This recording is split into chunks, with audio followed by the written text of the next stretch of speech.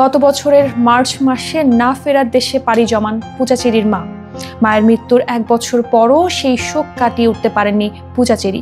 মা ঝর্ণা রায়ের সঙ্গে তোলা কয়েকটি ছবি পোস্ট করে আবেগঘন একটি স্ট্যাটাস দিয়েছেন তিনি।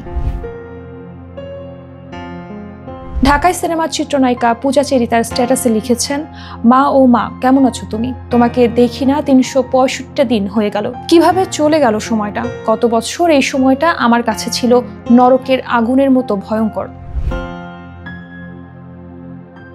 মাহারা মেয়েরাই জানে জীবন কতটা বেদনার উল্লেখ করে পূজা চেরি লেখেন, জানো মামুনি, সবাই আমাকে বলে পূজা তুমি খুব স্ট্রং। তারা কি জানে যে মেয়েটা তার মায়ের মতোই?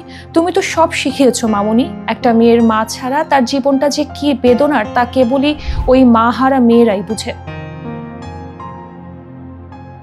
নিজের প্রয়াত মায়ের প্রতি ভালোবাসা প্রকাশ করে অভিনেত্রী লেখেন, তবে একটা কথা কি মামুনি, তোমার মেয়েটা তোমাকে অনেক ভালোবাসে। পরের জন্ম বলে যদি কিছু থাকে, আমি যেন তোমার মেয়ে হয়ে জন্ম নেই। ওপারে ভালো থেকো আমার সোনা মামুনি। চলচ্চিত্র ক্যারিয়ারের শুরু থেকে সবসময় মাকে পাশে পেয়েছেন পূজা। মেয়ের সাফল্যে সবচেয়ে বেশি খুশি হতেন মা ঝর্ণা রায়। ক্যারিয়ারে মায়ের অবদানের কথা সবসময় বলেন এই অভিনেত্রী।